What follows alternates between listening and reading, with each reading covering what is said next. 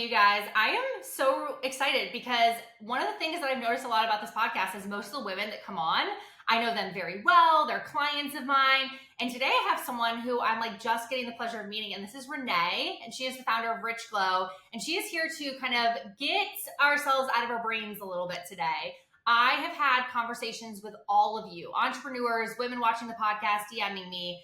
And one of the things that you guys keep telling me you're struggling with is disconnecting your value from your business, disconnecting your value from your job, disconnecting your value and kind of refinding yourself back in the things that you love, your faith, your fitness, your relationships. And Renee is here to literally fuck us up a little bit, change our mindset a little bit around what it means to be centered again. So Renee, can you introduce yourself? Can you tell everyone all about you, your business, how you got here, your impact? I'm so excited that you're joining us. I am so excited. I think it's going to be so helpful for everyone listening. So I kind of like started off with more of a question because I think so many entrepreneurs are stuck in their own mind and don't know how to get out of it to actually create the legacy they want to create. So do you know how so many women feel stuck in these cycles of overwhelm, insecurity, and exhaustion, constantly striving to be healthy, but never feeling confident in their body or at peace in their mind? I help women to break free from that by applying biblical principles to body stewardship so they can become their healthiest, holiest selves and show up in life with clarity and confidence. And that is like my biggest mission in life. Does that answer your question?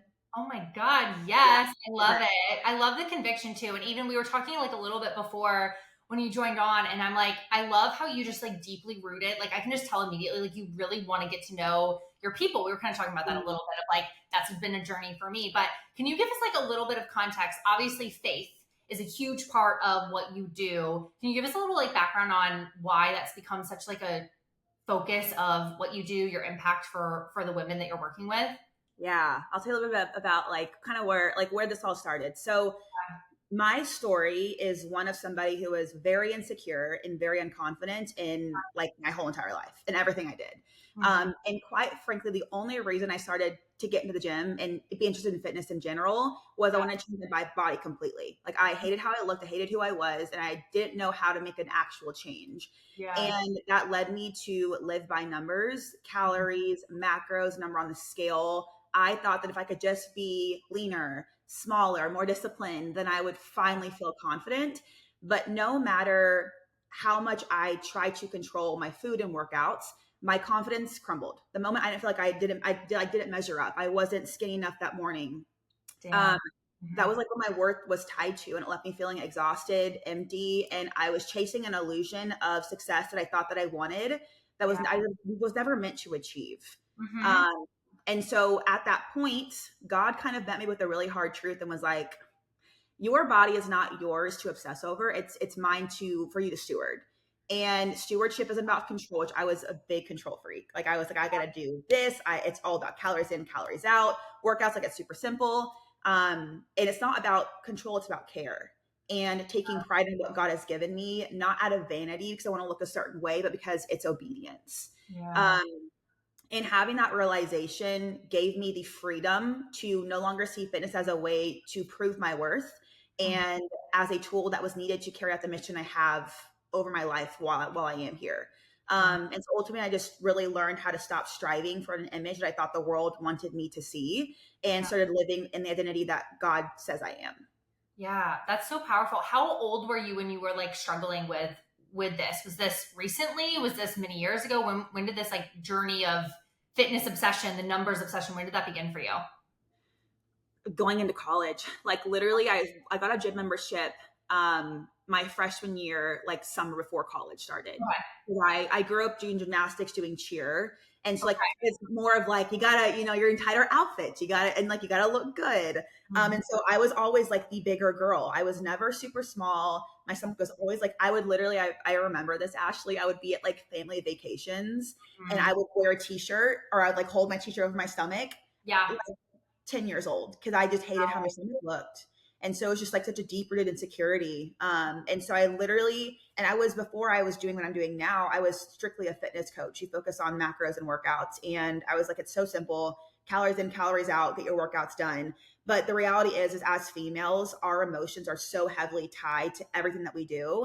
And Yep. your confidence is the gatekeeper. It's either going to get you to get your life back or strip your life away from you.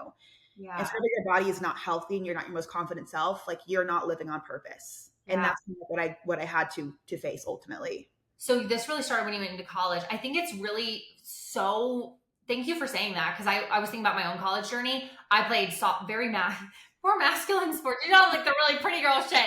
I was like softball and like I played basketball. Like I was like in gym short shit all the time.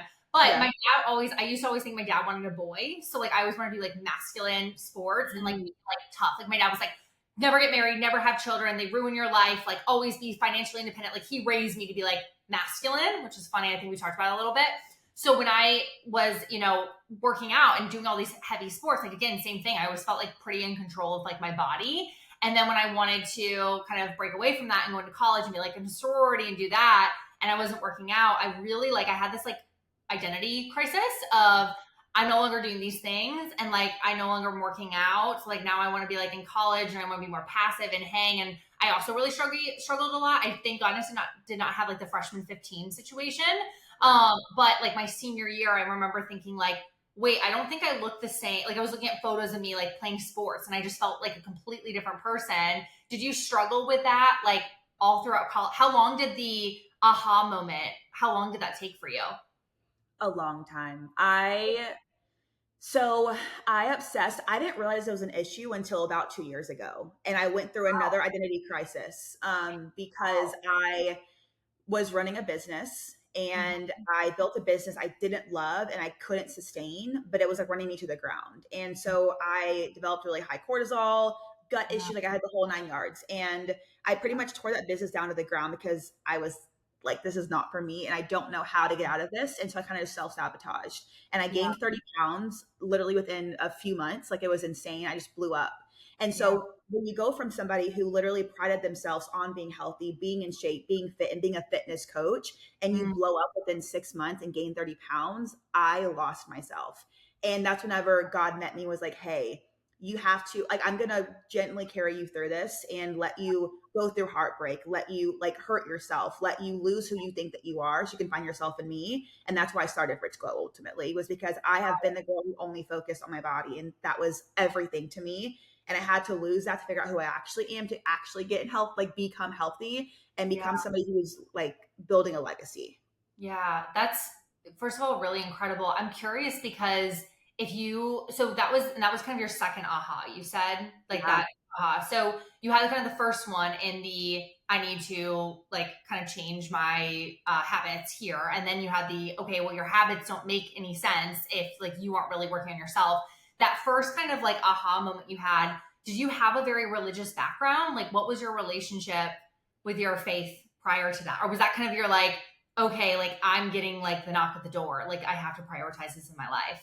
Yeah. I did not grow up with faith at all. My parents are still not like religious in any regard. They don't have a faith. I really found God about 5 years ago after a really hard breakup. And I met God then. I would say I didn't truly know God because I didn't know you had to know God. I didn't know it was like a relationship. That was just, I believe in God and that's great. Yeah. Um, I didn't know it was actually a relationship where like a relationship is two people, right? Actively going after each other, Mm-hmm. right?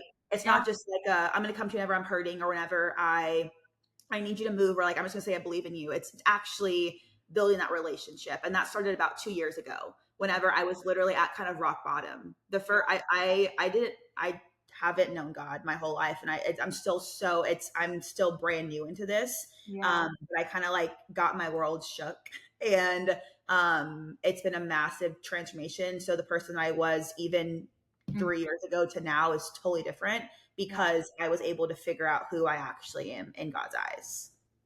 Yeah. I think that's a really like powerful thing to share because I am a little bit opposite. I was grown up not like crazy religious where like I went to a religious school or anything. I was very my parents never really wanted me to go to like religious based school, but I was very involved in my church. My first boyfriend I went to church with, I was in choir, bells, youth group. I was at church about 30 hours a week, which is like wild. Like whether I was for an activity or actual like church. And so I grew up in that. I think my parents wanted me to have that, but it wasn't like pushed. It wasn't a discussion. It was kind of like when you were at church, we talk about church, then when we went home, it's like, it was a very disconnected relationship. I hope my mom never hears this because she'll be really sad to hear that. But like, that's what it was. And then when you go to college, like, unless you're in that, again, I think you just kind of disconnect from it. And again, it was more about like, yeah, I'm religious. I believe in God. And I've struggled with that a little bit of just like, what does that actually mean? Because I agree with you. I think it's a relationship. So did someone help you with that relationship? Was it something you totally found on your own? Do you feel like your inner circle helped that, like that awareness come to be? Like what other influences did you have that kind of brought this into your life? Or was it solely like a journey that you kind of took on your own? I think it was a little bit of both. So whenever I went through the hard breakup I had in college, I had like a second family, and they were very much rooted in their faith. And they invited me to church, and I went to like a Thursday night church because it was more of a modernized church, not like a huge like pew church. Yeah. And I really fell in love with the pastor, and he helped me with faith. I helped him with fitness, and Really? so I kind of helped him get in the gym, and he helped me kind of grow more with my relationship with God. Wow. And then I would say I moved to Frisco area, and I found a really amazing church that allowed me to see that, kind of like you mentioned, faith should not be separate. At least the Bible says this should not be separate from your business, from your body, from your relation. Like it literally is foundation for everything. And I didn't understand that. I thought that like my relationship with God was just that, and it was sacred. It was myself, and I didn't talk about it. And my Mm-hmm. business was built on business principles and like what my mentor said, and that was it. And then fitness was like, they're all different. And so my epiphany was at when I came to this church, and I was like, oh my gosh, this can literally all work together. Like Mm. I can make everything work together and make it to where I feel like so many people feel like they are on different tracks for different areas of their life, when it can Yeah. all be the same track because you're becoming the woman that God's calling you to be. And that is going to be your best self in your business, in your relationships, with yourself, with God. They all kind of work together when you allow them to, when you take that perspective on it. Yeah, that's incredible. And I really want to hear more about then how that then became the business. I'm curious about like what then the development of the business, and you're like, aha, I see how it can come together for my business. But I did want to ask you a couple questions on like the religious side, if that's okay with you. Yeah.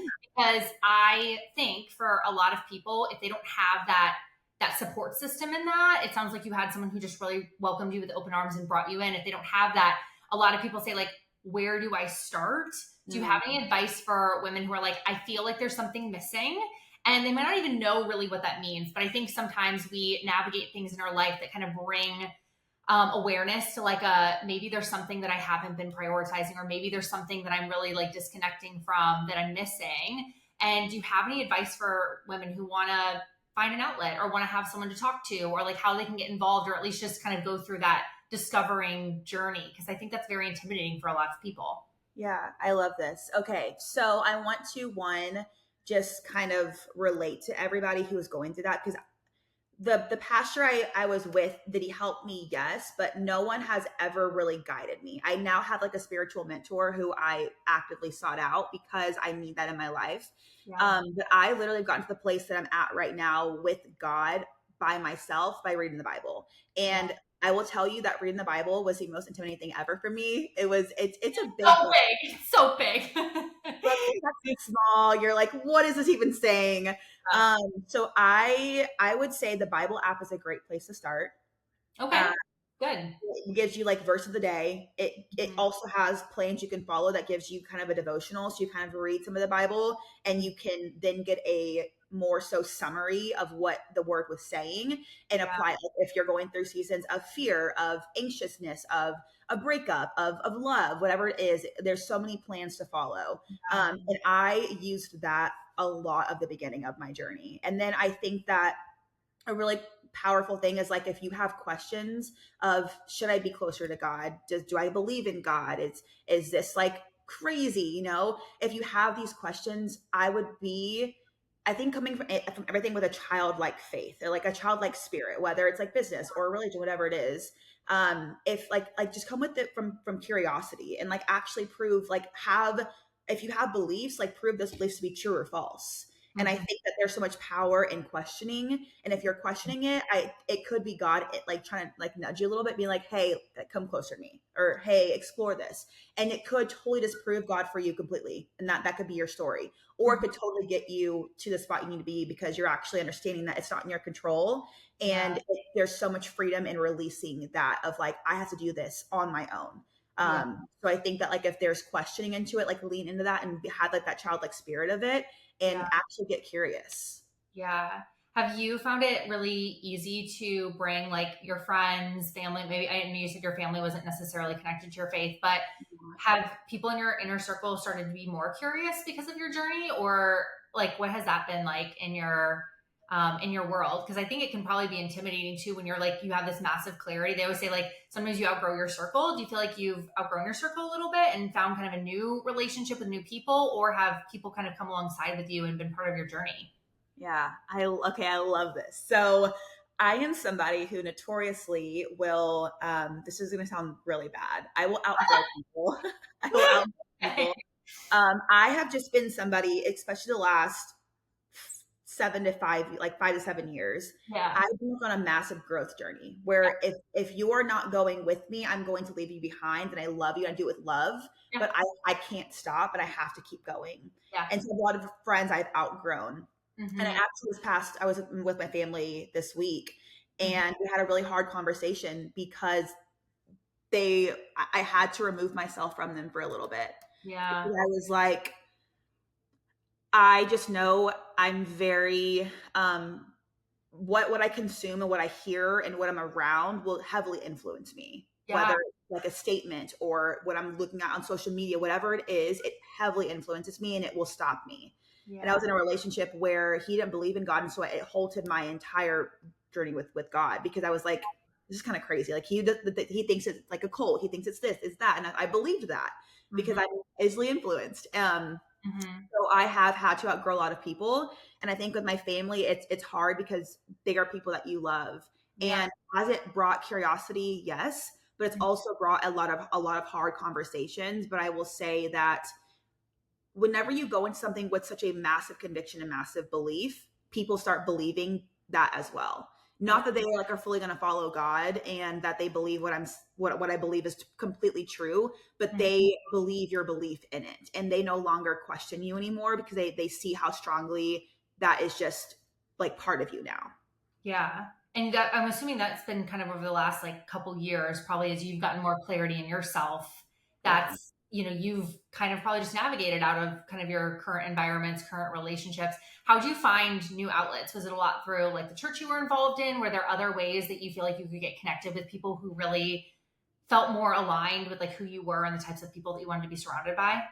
Yeah. I will say this may not be very uplifting, but I went through a massive isolation season where Okay. I had no friends. I Yeah. was just really trying to figure out who the heck I was, because I realized I went my whole entire life Mm-hmm. not being Renee, but Mm-hmm. being who the world wanted me to be, who my friends wanted me to be, who my family wanted me to be.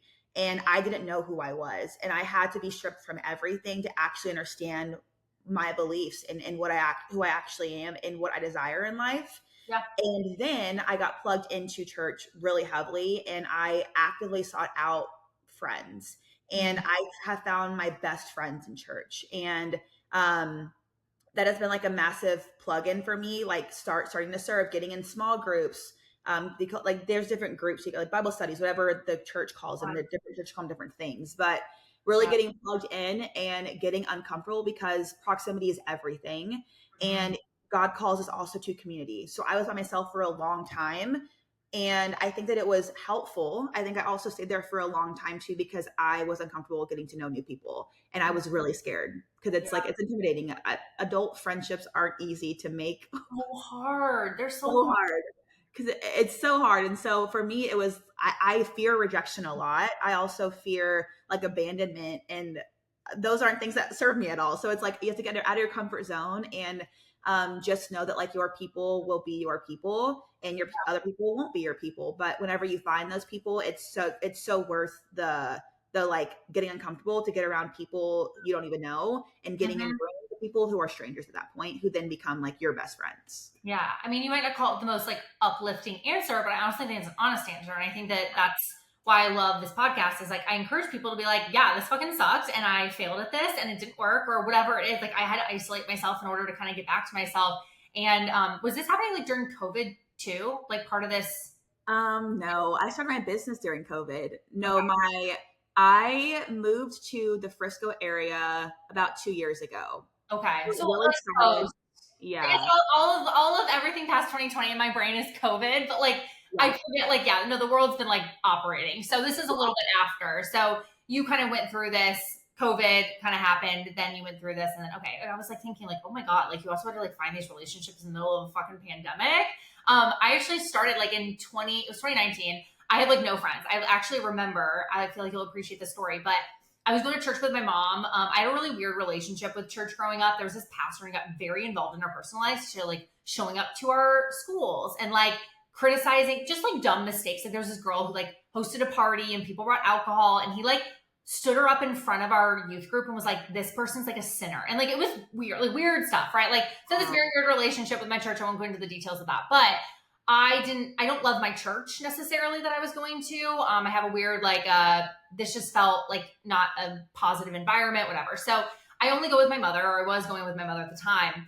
And I remember in 2019, we were like listening to the sermon. I'm sitting there and I was just like very disconnected. And I was thinking about like how I have no friends. Like I'm in the same city I grew up in. I, went to college. I was in a sorority. Like I went to Disney and intro. Like I should have this whole group of friends. And I was working all the time. And I remember like I couldn't sit there anymore because I was going to start to cry. And I went into the hallway. And I remember I like sat alone in a hallway of my church while the sermon's going on. I was like, God, please give me relationships. Like I want people that love me. I want people that I can feel connected to. I was crying in the middle of church. 3 months later, the assistant youth pastor of the church, who I'd never met, found out she was my age. She went to my mom's house, saw a photo of me because my mom's a seamstress, so she was getting something altered. And she's like, your daughter's like 20, whatever. And she texted me and we went to dinner. And at the time I was like very like connected to that relationship that I was building with her. And I was like, we should start a Bible study. Had no ability to like feel like lead a Bible study, but we started Bible study. We also started bachelor nights. And so it was kind of weird, but kind of juxtaposition, but we would do bachelor nights, like watch The Bachelor together, a bunch of girls, I'd order pizza, hang out. Another night of the week, we did Bible study. Some girls went to both, some girls only chose one. And I had like 30 women coming to my house every week to either like read the Bible, hang out, just grow community. And I remember like a year later, I was sitting with one of the girls who just walked in one day, like we just became best friends. And I was like, I feel like I have plans every week. I have people who love me. And I remember I was like, God will always deliver. And it was very weird because I don't talk about my relationship with like my faith very often, or like with a lot of my friends, and my friends all have different journeys, and that's fine. But like my friend is very, very, one of my best friends is very, very rooted in her faith. And I was sitting with her, I was like, God will always deliver. And I was like, whoa. Like, and I would never say something like that. And it was kind of this like weird moment where everything started to connect. So anyway, as you're talking about like the isolation, literally Ashley Bennington 6 years ago was sitting in a fucking hallway crying and being like, I don't have anyone that I feel like gets me, loves me, cares about me. I was in a sales job, so everything also tied to numbers was like sales every week was my value. It's really hard to find people that just like make you feel safe, included. You have to like put in work. Like I think that's a testament to both of our stories. Like you put in the work to be like, I'm going to go to these things, I'm going to be active. Like that's what you chose to do, and it obviously paid off. 100%. I had the same story. So Really? My yes, God. Whoa. yes. So I was in the season of isolation, and I was in at that point a small group, and bless these women, but they were all like 56 years old. So I was Yeah. 26-year-old Renee, like, I want to make friends, but I got in the wrong group, so I'm just gonna hang out here. And it was like, it's a really transformational study. So I stayed there, and there's a conference at the end, and a girl that went to the gym I went to was also there, and I was like, I kind of want to be her friend. Like I actually really want to be her friend. And I went to get prayed over, and the lady was like, because I was also questioning business at the time. I was questioning everything. And she spoke into me and was like, you are meant to be seen. You have you have the spirit about you, and you're going to meet amazing people because of that. And that kind of gave me the courage to go and talk to this girl who I had not met before. And now we're best friends. So it's like, Good. yeah. Wow. Honestly, lesson of the day. Like, First of all, what I've learned about women, we love compliments. We want to be friends with everyone. Women are so community driven. And I don't think I realized that until I became a business owner, which I also want to talk about, like obviously the business side of you. But women want community. Like I have literally become friends with women because I'm like, I just like love your outfit. I just have to like come over. I have to tell you I love it. Like women just, I think we're so in our own like circle of self-doubt and confusion and disconnect and just like wanting to feel like we can be loved and we want to feel like we have our own identity and we struggle in that because we can't be like too bold and it's just there's all these conflicting ideas that sometimes I think we just kind of sit alone and I think we're really meant to expand and I think we're meant to share with other women that we appreciate them, that we love them, that we care about them. And I think there's nothing better than just telling a girl like you fucking love their outfit. I know that's so simple, but I have friends right now that I've created because they came to my house on a bachelor night, had no idea who they was, talked about, you know, what they love or their job or whatever, and just like made them feel like they had someone safe to connect to. And some of these women are like my best friends to these days. So I freaking love it. Women, go make friends. Walk up to them, make a best friend, like lesson of the day. But I do want to talk about your business because you also went through a big transformation in your business. How long did you do the fitness coaching before you transitioned to what your business is today? I did fitness coaching for 3 years. Okay. So you were like in it. You were in Yeah. it. Did you like it at the time or was it just for money or was it because you felt like that's what you had to do? Like, why did the business come to be? Where did that start? So COVID happened, and I was going to go to the medical field. PA school was the goal. Okay. And I was a personal trainer prior to that. So I what the goal was like to become an online fitness coach on the side because in PA school you can't really work. And so I was going to on the side do that because I can do that online like on my own time whenever I had time. And I was going to build that up. Well, I got into a really bad practice and I wanted to quit and I had my 2 weeks typed up and the office I was at was kind of like a high school and everyone just talked crap on each other and they all hated me. So it's like really toxic. And one of the girls saw that I typed my 2 weeks up, stupid me on the freaking company laptop, but I won't talk about that, and told the provider. Next day I was fired. So I was like, okay, well, I'm going to give myself another option. I'm going to start this business because I already kind of started like, I got into a mentorship a month prior and I was like, I'm going to go all in on this right now while like I'm on unemployment. Let me just try it out and give myself no other option or I will not do it and I will regret the rest of my life. So kind of started it that way. Ultimately, that's really how I got started in business. And then I got mentors and I started it because I wanted to have that again side job, but two, I genuinely love helping women. And at that point, it was like about eating carbs. That was like my big shtick. Was I like always posted a bagel in the morning? It was like eat the carbs. You're gonna be fine. We need carbohydrates Thank to God. actually, Love bread. Love bread. yes, same. Bread is literally my love language. Um, and so I was talking about that, and that was kind of like what I built the business on. Yeah. And then I got with other mentors who were very money focused. It was always like, okay, what's your income gonna 1x or 2x, 3x this month? Or are we gonna get more clients? It was always just like really data driven, which business has to be, right? But it's also like, where's your heart at? Yeah. And I had assistant coaches underneath me, and I got to a point where I had two assistant coaches. I had one like social media person, and I was like on sales calls all day, every day. And I was running myself. I was getting up at 4 a.m., working out at 5 a.m. I was like working out fast. It was just a really bad situation for my health. And that's whenever it kind of like spiraled out of control. Yeah. And I became a really bad leader, if I'm being very honest with you, because I wasn't pouring into myself and I wasn't my best self. So I couldn't be my best self or a best leader for the people that were underneath me. Right.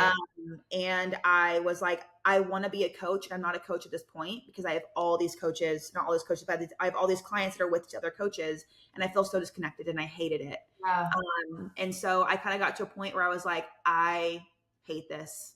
Yeah. I don't, and I built a business off of like cold DMing, and like ads. And I was like, I want to have a personal brand. I want to be able to have a brand that people want to come to me from and have it be just like, they know me already and not me having like built rapport up. And it was a really long process for getting a sale.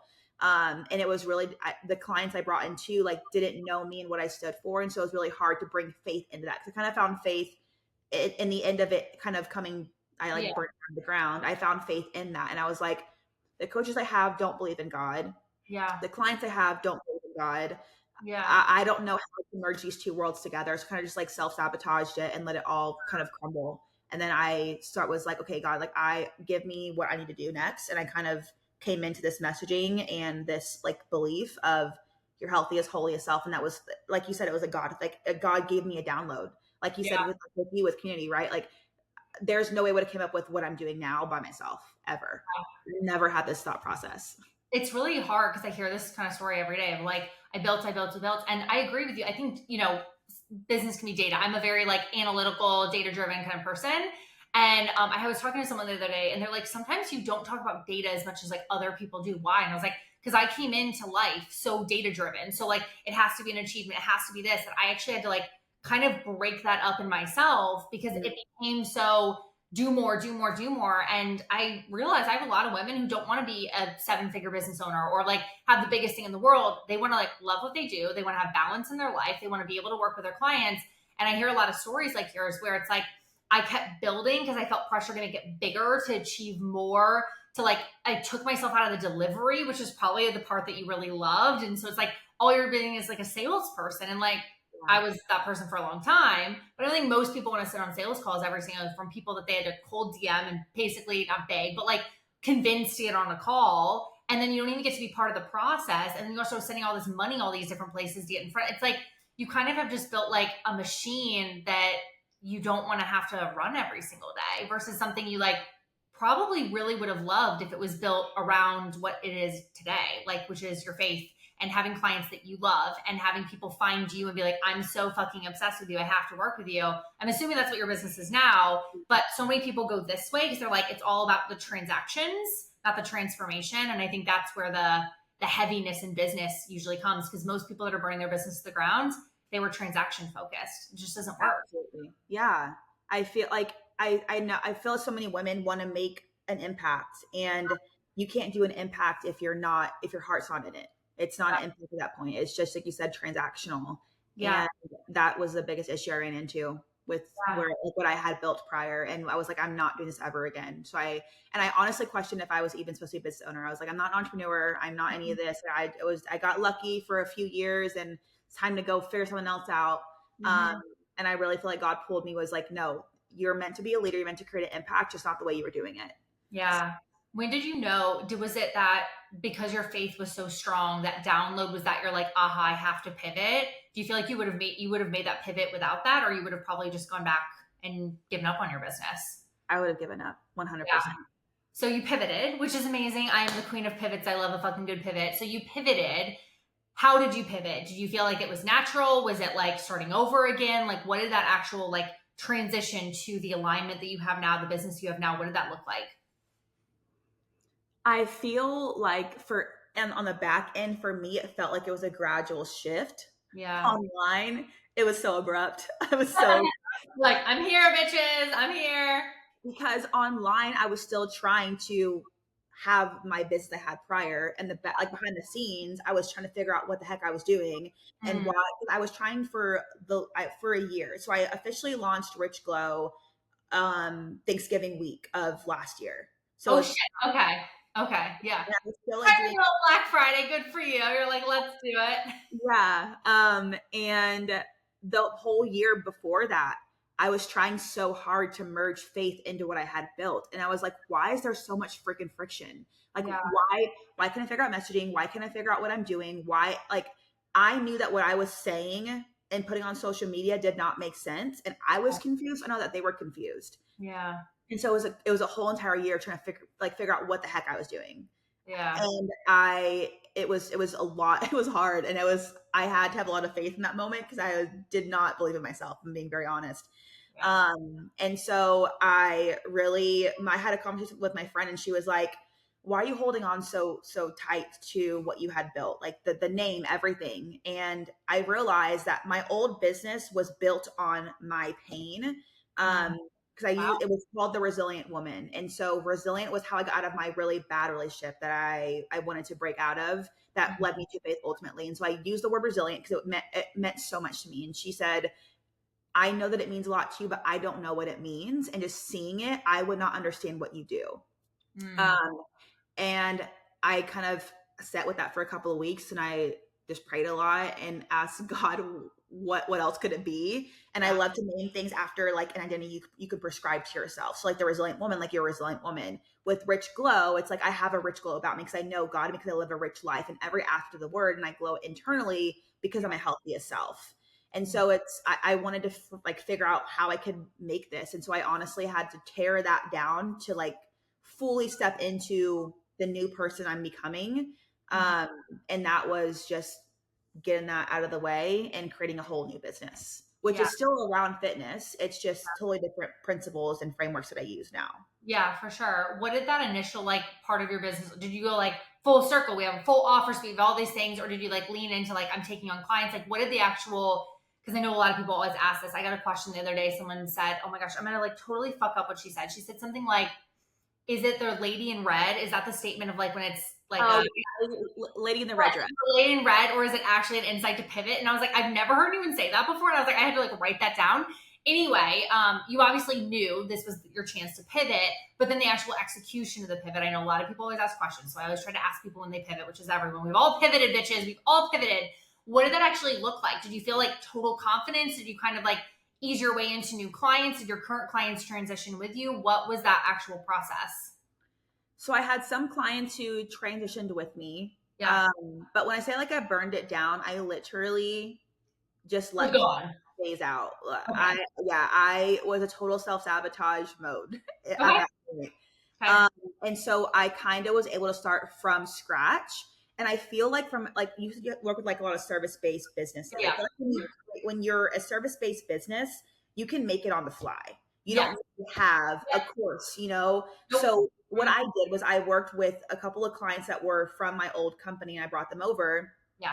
I actually had one client, her name's Angela, and I love her so much. She has been with me from the very beginning. Wow. And I had her while I was kind of figuring out what Rich Glow would even be. I didn't even have a name for it yet. It was called like Becoming Her initially.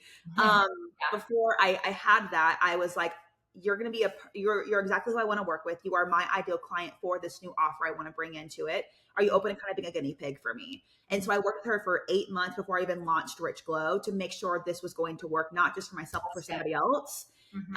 And so I think that like testing and actually having somebody go through it, and I created Rich Glow what it is now based on that experience, what Wow. she needed, what questions she had, making it more effortless for her. The like the little phases she went through, all of that is what built Rich Glow. And I have clients now who are doing the same thing. And I'm just like, you just keep refining. So I feel like anyone who's wanting to pivot right now, you will never have it all figured out. And if you wait until you have it all figured out, you're never going to do it ever.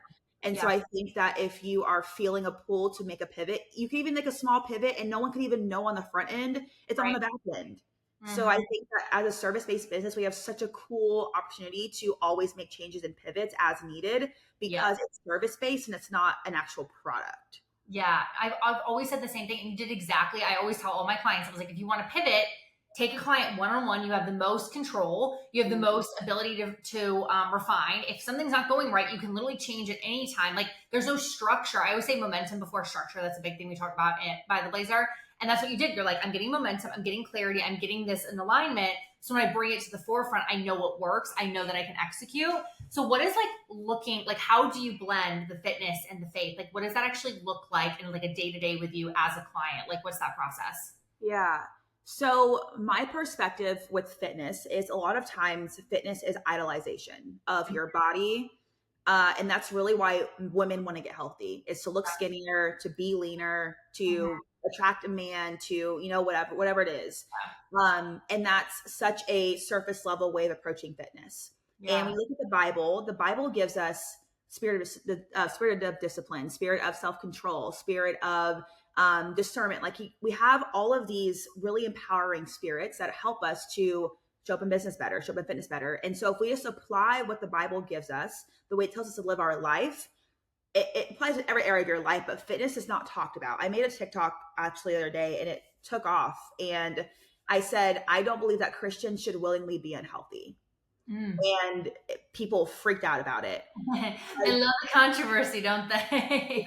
because the Bible literally gives us it's be, do, have. And I look at it as your first identity, then you're going to do the things that your identity is going to tell you to do, and you're going to have the things you want to have. So this is with fitness. If you want to be your healthiest self, what would the person who already is her healthiest self be doing? You have to first become that person. You Yeah. can't focus on having a good body, on having the business, on having the finance, on having whatever you want to have if you're not first her. And Yep. so you have to first become the person, because once you do the becoming, the doing gets done. The having is already had. Yeah. And so I focus a lot on those kind of biblical principles, applying it to fitness, because it's not about you looking good and looking hot in a bikini. That is such a surface level approach. And that's why people never actually achieve their goal body, because that's not your actual why. Your why is that you can't walk into a room of strangers and know your worth, and you want to hide because you don't have confidence. That's the actual issue. Or you're in business and you don't want to get on social media because you hate how you look when you're looking at yourself in the camera on stories. Like these are all issues that are stopping you from actually living at the legacy you want to live out. And so I approach faith and fitness in a way of, it's not just about your body. Your body is a vessel. And if it's not your healthiest self, you're not like a true willing and able vessel to move for God's purpose over your life. So like you mentioned earlier, mindset, it's all a mindset. Like the transformation has to be intentional. You will never have an actual transformation if you're not intentional with what you're doing.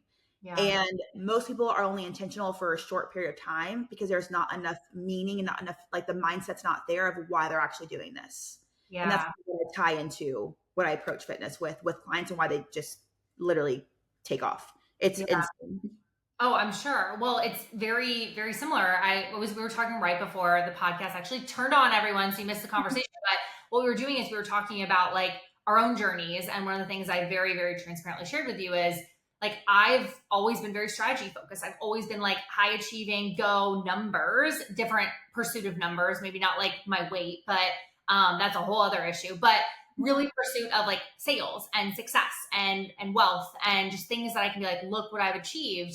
And I think I got to a point where like you kind of can outgrow that. Like it can work for part time, but you really can never make that sustainable, because like that's actually not what scales a business. And a lot of the times when people are asking me about like how to scale a business, how to like grow, it's always like, well, what content do I post to sign clients with this? And I'm like, none of that shit actually matters. Like strategy is so little of it.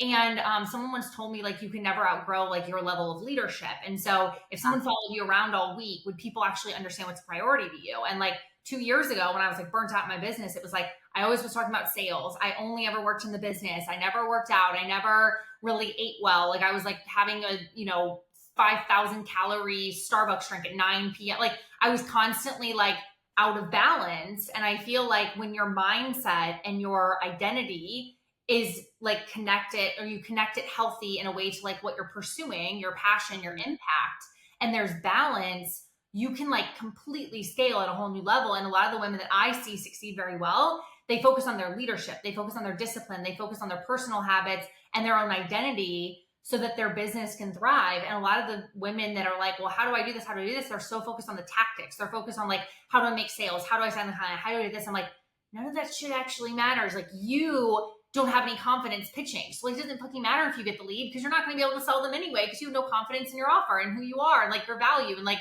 there's such a disconnect there. And so it's interesting because you and I do different ways, but we do the exact same stuff, which is help people really get to the root of like who they are as a business owner, why the fuck they started in the first place, and get back to the impact, not just the income. So I want to hear, obviously, from your perspective, like identity is such an important word to me. It's actually, we have a framework in our business and the first word is identity. So like, I'm all about it.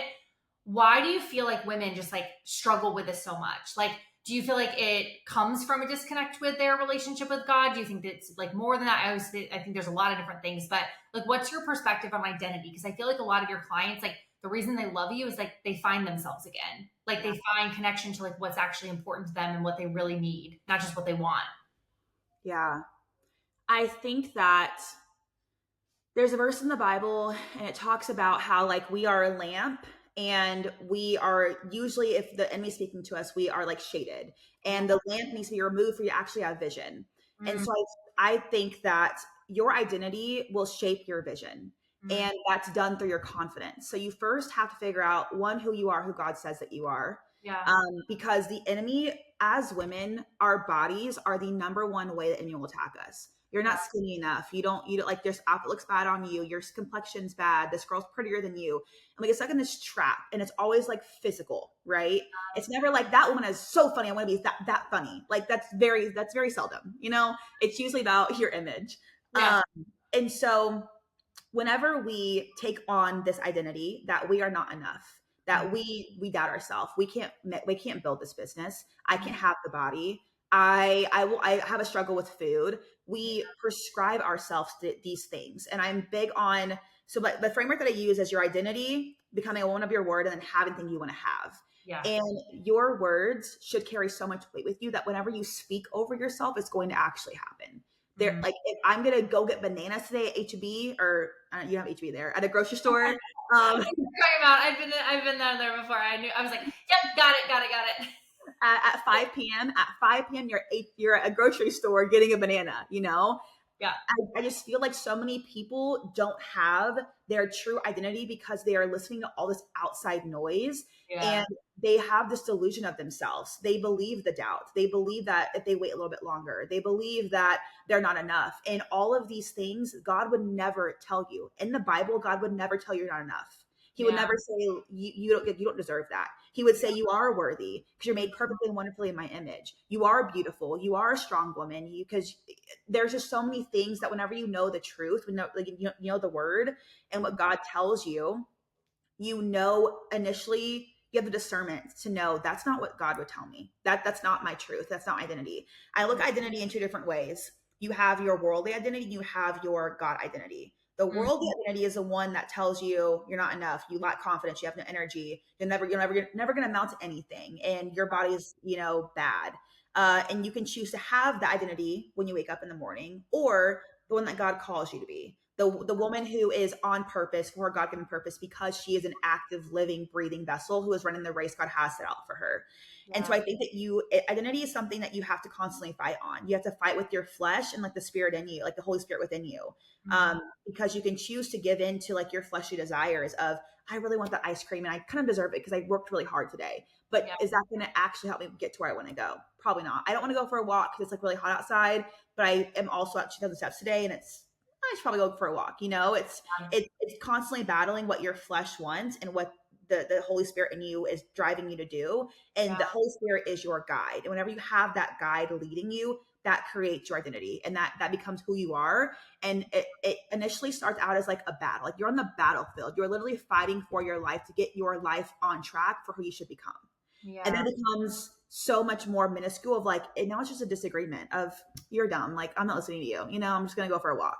Yeah. And so what was once a battle of this is so freaking hard now becomes, I know who I am because I know whose I am. And I'm going to do this because even if my feelings don't matter, my words matter, and where I want to go matters. Yeah. I think also on the other side of that though comes like women who struggle with like perfect, because I think, you can listen to that and be like, well, does that mean I should never have ice cream? Does that mean that I should always be this? And so I think women then struggle because then they're like, but then I feel like I have to be perfect. And I think women are in many just media and just the way that we're talked to and like just the roles that we used to play in society. Like I think women tend to be like, then how do I become perfect then? Of like, I'm always going to do the right thing. I'm always going to do this. How do you feel like women can find that balance? Like, and that might be from a faith perspective or maybe from a fitness perspective. I'm just curious on your, you probably have experienced that with clients, but they're like, I have to then have perfect discipline. I always have to do 100%. Like it doesn't exist. So how do you find grace in yourself? How do you find that balance in yourself? Okay, a hard truth that I always tell my clients. Bring it. I want the hard truth. Perfection is literally a glorified way of procrastination. Perfection's not a thing. Yeah. No one's ever perfect. God doesn't expect us to be perfect. Yeah. The only perfect person was Jesus. Okay.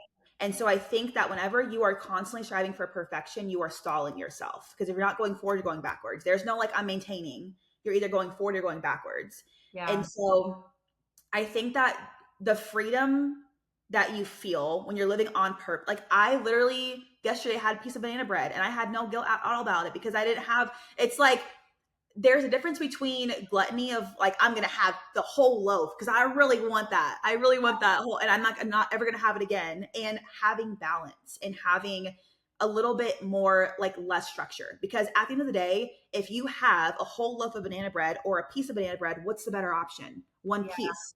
You're fulfilling your craving. You're doing it with self-control, discipline, and moderation, which is what God calls us to do. He's Yeah. not calling us to be this perfect being. That's not, we are human. We are not perfect. We never will be perfect. So striving for perfection is a way for you to only give yourself an excuse as to why you've not gotten where you want to go yet.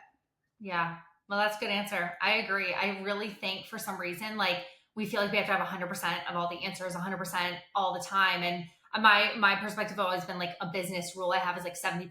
You have 70% of whatever, you have enough information to go.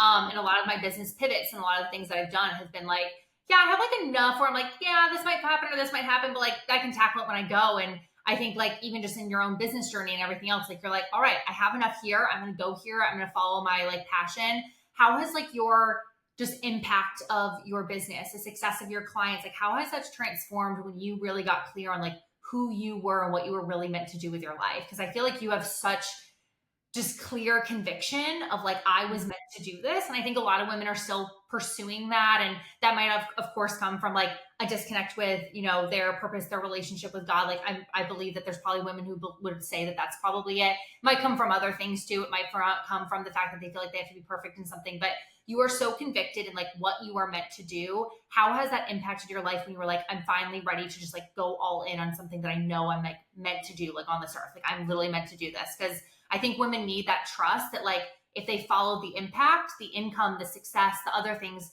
maybe not what we should chase will come. And I think you're a testament of that. So like just any advice for women who are sitting there like feeling that pull, but just are struggling to say like it's time to really pursue this. It's time to like jump all in. Yeah.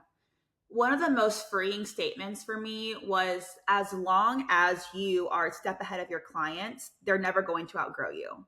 The So true. second that they outgrow you, they're on to the next.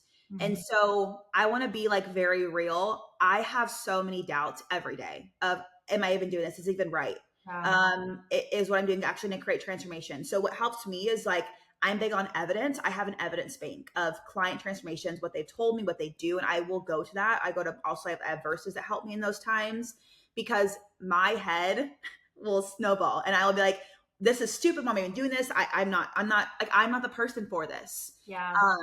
And it's so easy to get caught up in the, like if for example on social media, if you're not getting enough likes that day, it's like, oh, I'm going down, this is it, I'm done.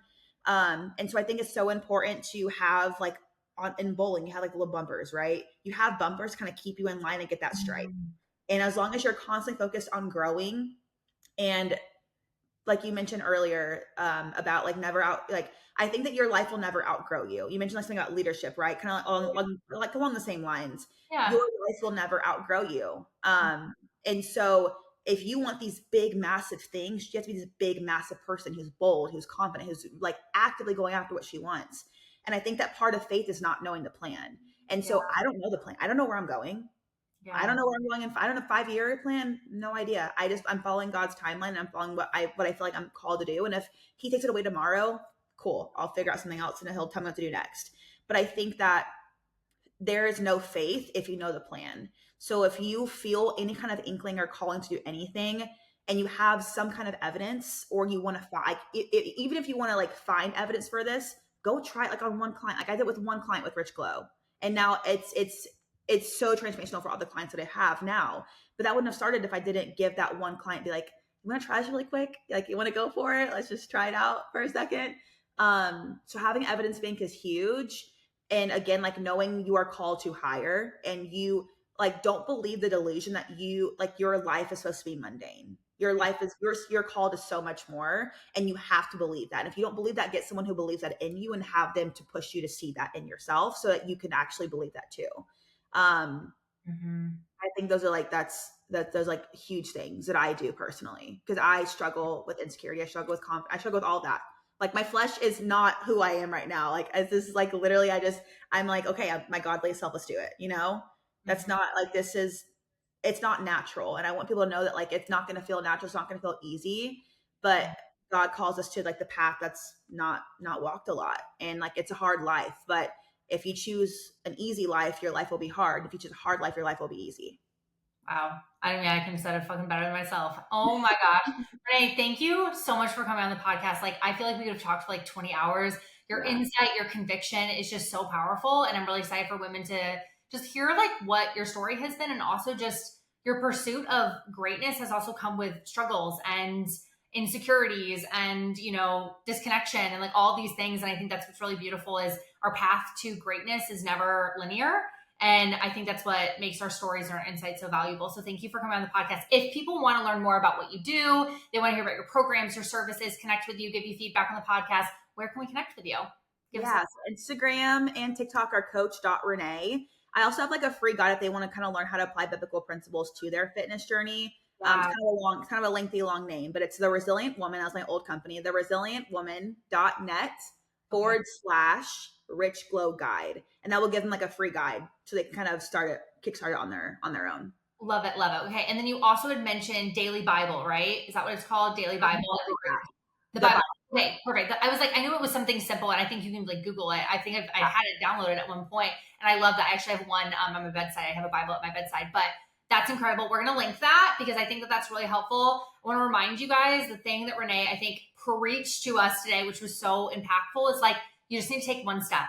Just like go, just take one step. If there's curiosity, if there's insight there, like just pursue it. And whether that's your faith, whether it's your fitness journey, whether it's something else that you're just being called to, like this is your moment. Just take it. Take the gut initiative to like move forward in that direction. You have no idea what's going to happen in a couple of years when you look back. So thank you so much, Renee, for coming on the podcast. This was so much fun. Thank you for having me. It was amazing. I love it.